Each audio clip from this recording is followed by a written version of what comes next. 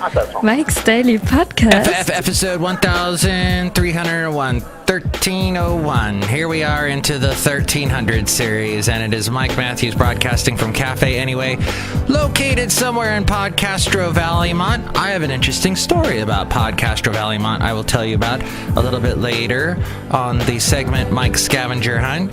Plus, we will hear from John Deere the Engineer, Floyd the Floorman, and Chely Shoehart.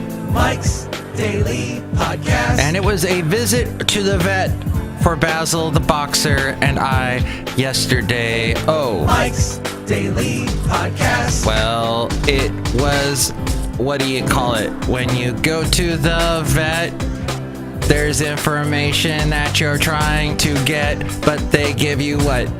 Maybe 10 minutes tops, and then you pay the bill and you go, what the heck? I just wanted answers to my questions, and Mike's Daily Podcast. I got 10 minutes of me telling you stuff, and then you telling me nothing? Well, Mike, we have to run tests Daily to see what's wrong Podcast with your dog. Yeah! My dog, if you didn't catch the last show, has big puffy eyelids right now. It's the third eyelid. Boxers have that, a third eyelid, and they puff up. Well, I did find out some interesting things, and that is, this happens when a dog is sick. It has something to do with, them not feeling well in their stomach, which is basically, I could have extrapolated that without paying the $300 that I ended up having to pay, which actually, I didn't have to pay for the office visit, which was nice. The other vet, my old vet I was going to go to, I was going to have to pay $60 for that. But just coming in, that was free, that was waived, I had a coupon.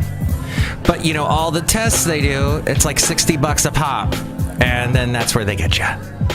So that was over $300. But they ran tests on Basil, and all the stuff had to be sent off to the lab, not the Labrador. That would have fit perfectly right here in my dog story.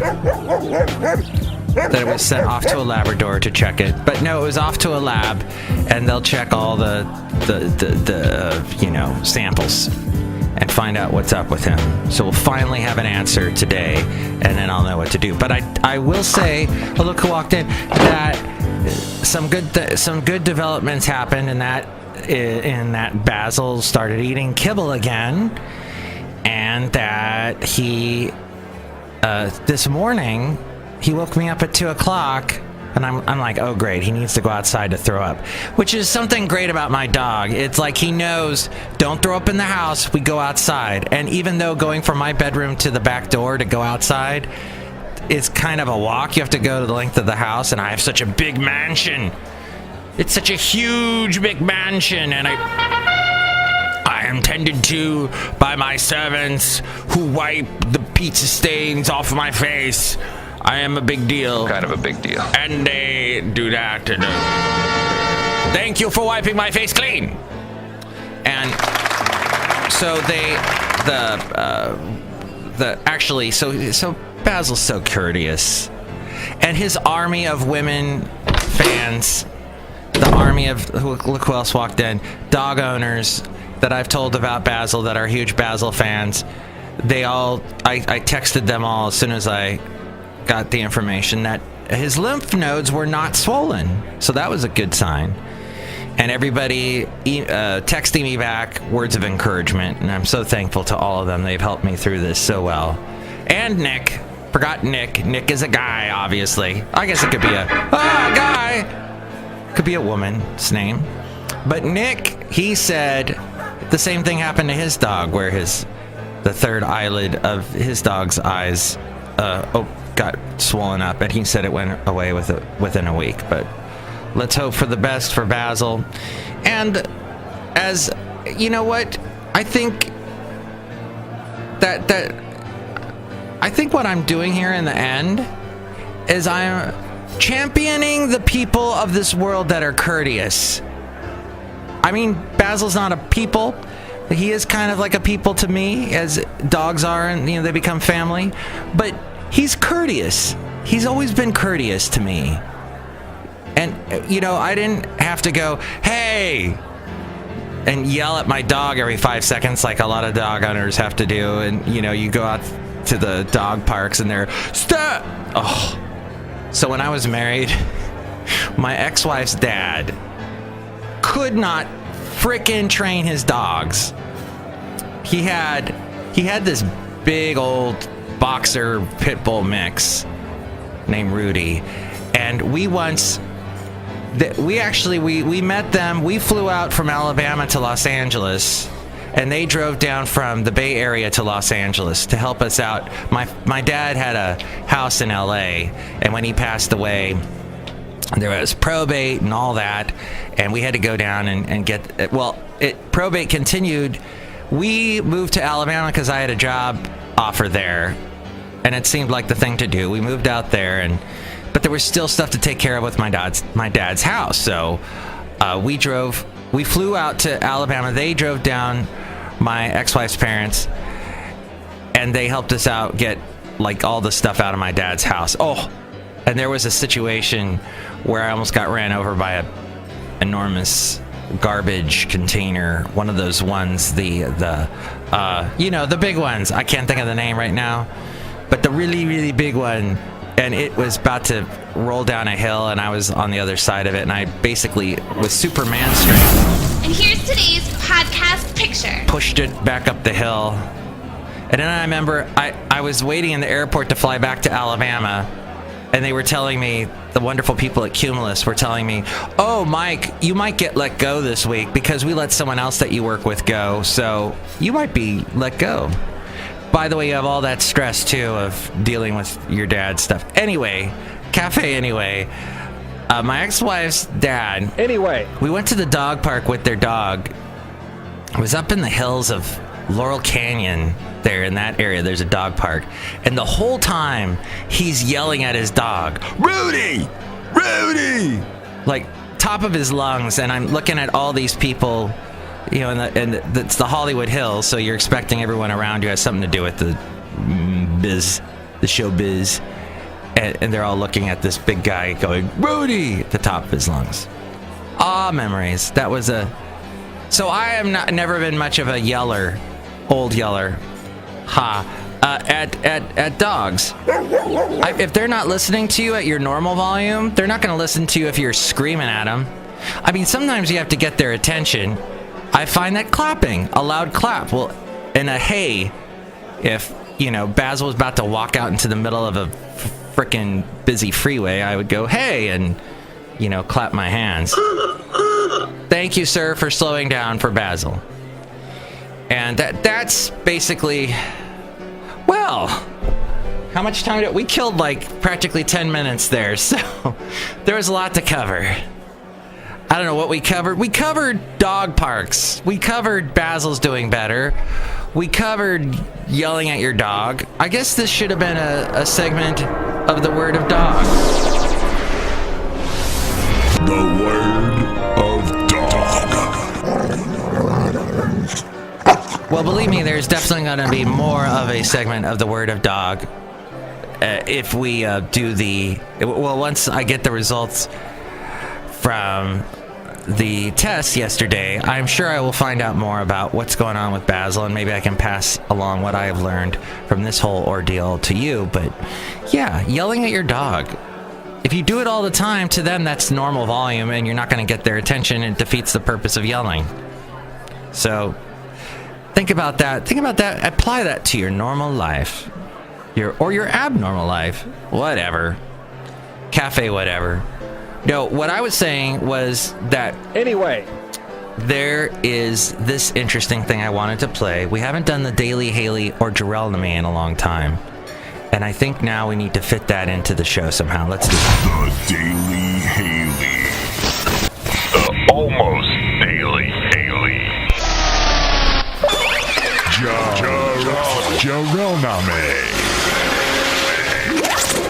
This was something that we did several months ago, and Haley found this recently and said, hey, do you remember this? And I heard it and I laughed. So it's really crazy, and Haley's doing the music behind Jarrell and I speaking. So this is our little jazzy segment. I hope you enjoy it. And I'm probably going to get dinged by YouTube for, well, we get into that. It's coming up here. That's true. You want to keep the water in the ground away from people, is what I'm saying. Well, I just have to limit how much of it I actually use, and I could not let the water run for 3 hours. That's right. You want to water your plants, not your head, is what I'm saying. Well, the plants can survive by sharing nutrients with each other. I can't do that with humans. Now, that's something else. When those plants share nutrients, you know what I'm saying? We gotta break it down. Yeah, but more than likely, Break it down. but more than likely, some of them who do that are probably poisonous. Oh, what? You mean they're killing each other? The plants are killing each other. They have immunity to their particular toxins. Oh.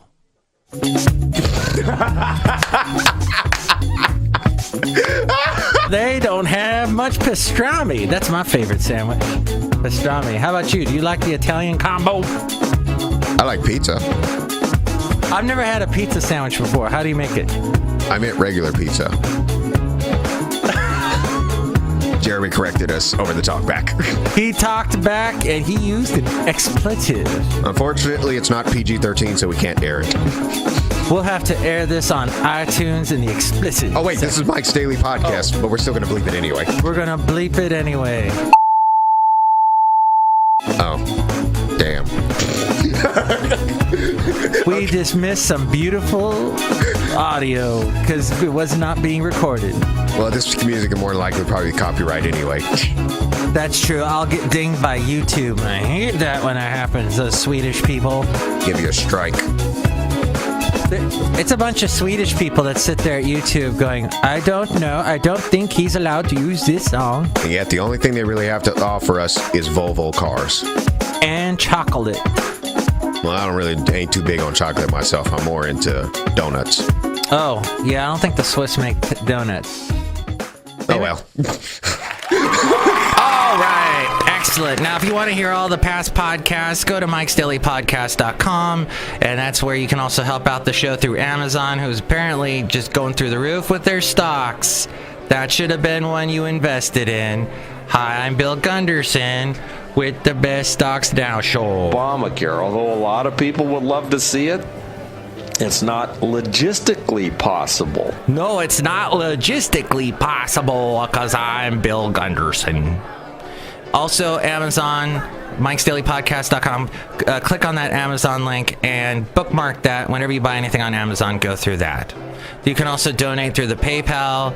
Just look for that big donate button, and you'll get a special personalized MP3 for thee from all the Café Anyway characters who they walked in and I didn't even recognize. Sorry, guys. Mike Matthews, I was like, so rude. We've been waiting here forever. Yeah, Mike, because it's Floyd the Floorman. And this is John Deere, the engineer. Chely, how's Bob? Bob's doing great. We're having a great time. We went and saw La La Land. It was great. I saw my former boyfriend, Ryan Gosling Jr. Oh, I didn't know that you guys dated. Yeah, I was on the show. That's right. We had a podcast about that way back. The way back machine. And that was a reference to the Peabody and Sherman movie. Oh, God. The one that Ty Burrell did was horrible. You got to go back to the old Jay Ward cartoons. Those were great. They actually hold up really well because the comedy is just so dry and right there. But the horrible 3D computer animation CGI crap one they did, ugh, not a fan. And as we continue the segment called Mike's what is it? Mike's absolutely useless review. Burgermaster, ginormous. Yeah, I've been watching New Girl. Yeah, I admit it. It's on Netflix, so I've been watching it. And I don't know why. I guess Zooey Deschanel was pregnant and she had to leave the show for a little bit. They brought on Megan Fox because they considered, let's get someone else who's a brunette who's been in movies. And she is horrible. I cannot. So her character the whole time is just monotone. Everything she says is monotone, and she's a know-it-all. She's like everybody, I'm so hot. Everybody, I'm so smart. I'm so hot. That's her whole character. Is she plays up her hotness, and she's smart, and I guess she's also bisexual, and I don't know. There's just nothing. It seems like there's one note to Megan Fox. There's no highs and lows. It was just one thing. I watched 3 episodes of it last night, and then I said good night. I don't think I'll watch any more New Girl, but I know I will. The references, they're making all these references to a lot of Nick Cannon and Beyonce. And I know a couple songs by Beyonce. I don't think I know any by Nick Cannon. I know he was on some TV show with the people that have talent come on and embarrass themselves. And he was married to Mariah Carey, right? And had a baby with her. But I don't know. Cafe, I don't know. That's just my useless opinion. Anyway. Review. Café Anyway. Okay, now let's get to the segment that we so lovingly call Mike's Scavenger Hunt. And now we return you to our regularly scheduled program with Mike Matthews. Yesterday, a federal judge in Hawaii issued a sweeping freeze of President Trump's new executive order hours before it was almost there. It would have temporarily barred the issuance of new visas to citizens of 6 Muslim-majority countries and suspended the admission of new refugees. Wrong. In a blistering 43-page opinion, Derek K. Watson, he's a U.S. district judge, pointed to Trump's own comments and those of his close advisors as evidence that his order was meant to discriminate against Muslims and declared there was a, quote, strong likelihood of success that those suing would prove the directive violated the Constitution. Okay, I'm going to jump to a bunch of stories really quickly here. The other one was that Adele has a secret Twitter account. As for the reason she didn't want them to know, Adele admitted, I'm not allowed access to my own Twitter because I'm quite mouthy. I'm quite mouthy. I love her accent. And I say the wrong thing a lot of the time. So they took that away from her. So she has a secret Twitter for lurking and drunken tweeting. Yay. She's 28. And her new album called 28 just came out. No, it didn't. Oh my God. So they've made videos now. They know that that videos just auto roll on Facebook.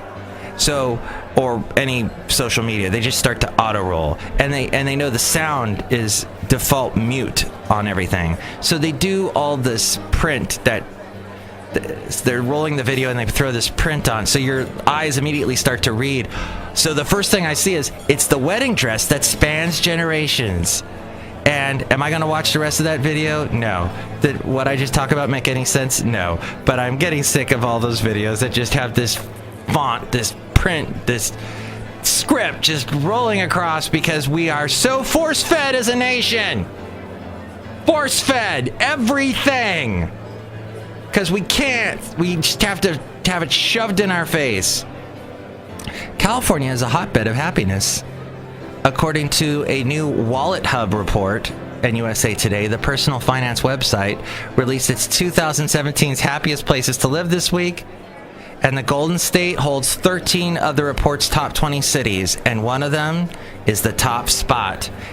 And that is why we are doing the Mike Scavenger Hunt, because I'm going to help you find it right now. What is the place? I guess I mentioned it earlier in the show, and I know I have a drum roll here. There it is.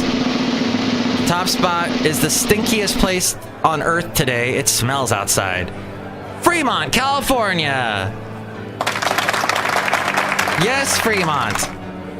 Where the longest lights, the signals here last forever. The lights, you have to wait forever for them to turn green. The San Francisco suburb by Lake Elizabeth, which I've posted many a podcast picture of. Oh, I should have posted one of those today. But instead, I had the picture and I just let that go, didn't I? I didn't even tell you what the podcast picture was.